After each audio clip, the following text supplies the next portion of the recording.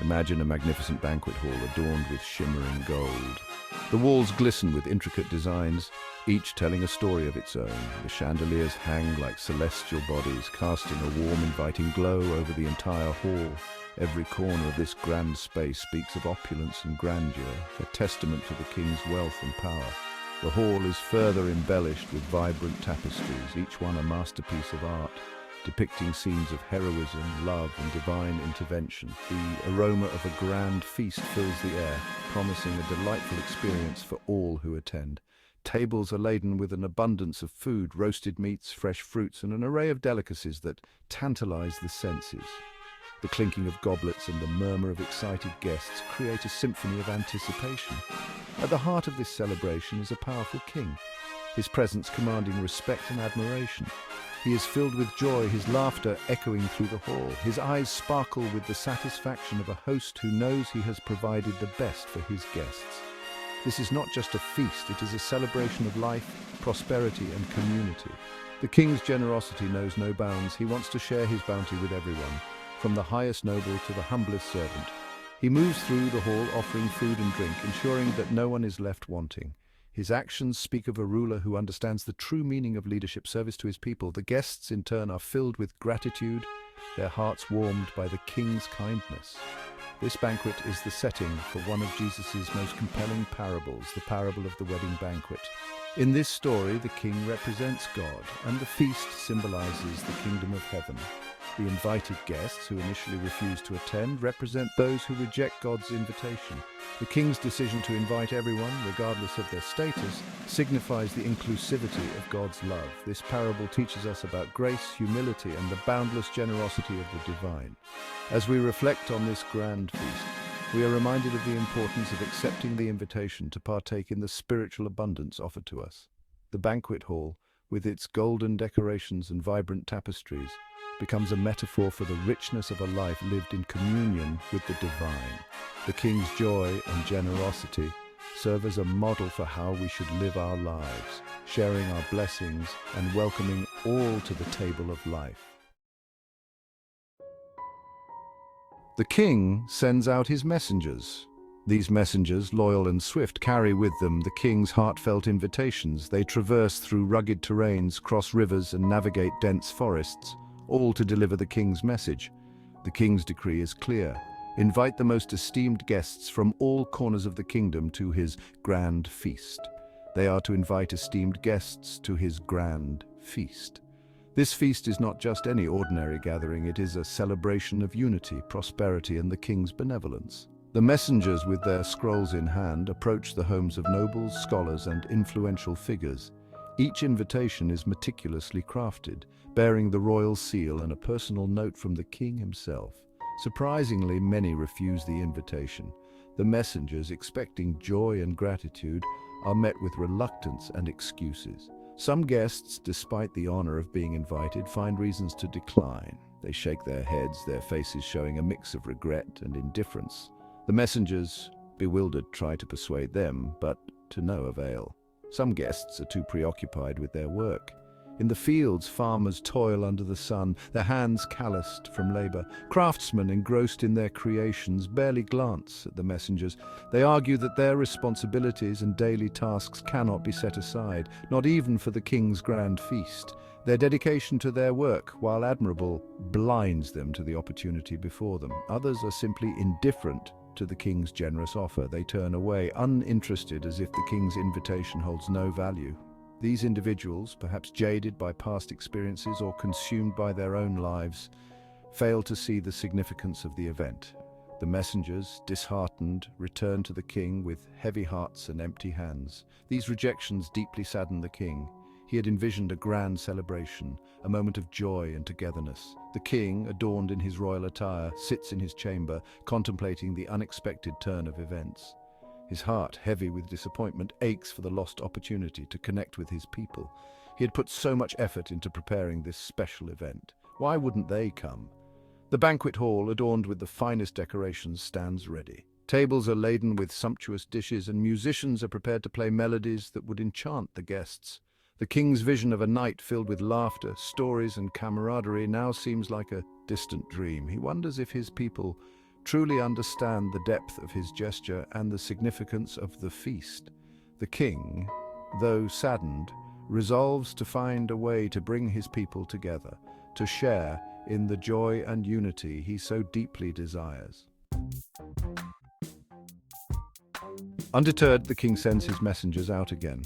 This time they are to go into the streets. They are to invite anyone and everyone they find. The king wants his banquet hall filled. Rich or poor, good or bad, all are welcome. The messengers return with a diverse crowd, eager to partake in the festivities. This parable beautifully illustrates God's immense love for humanity. Like the king, God extends a heartfelt invitation to everyone. It doesn't matter who you are or where you come from. God's love is all-encompassing. He welcomes everyone with open arms. He simply wants to share his blessings. In our modern lives, God's invitations come in many forms. These invitations are not always grand or obvious. Sometimes they are subtle and quiet, whispering to us in the midst of our daily routines. They can be found in the most unexpected places and moments, gently nudging us to pause and reflect. We may feel his call through the beauty of nature, the kindness of strangers, or the simple acts of love and compassion we witness around us.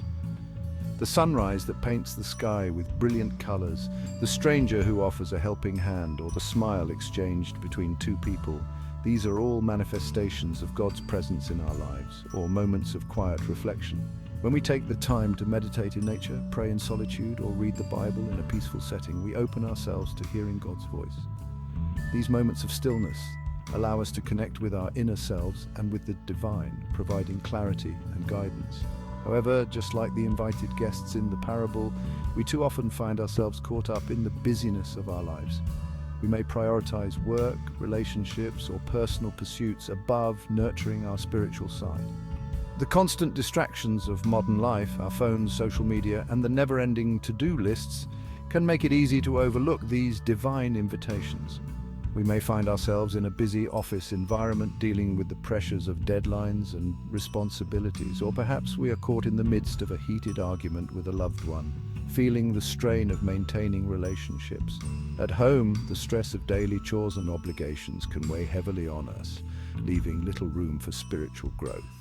We may also immerse ourselves in personal pursuits, such as exercising to maintain our physical health, socializing at parties to build connections, or focusing on hobbies that bring us joy.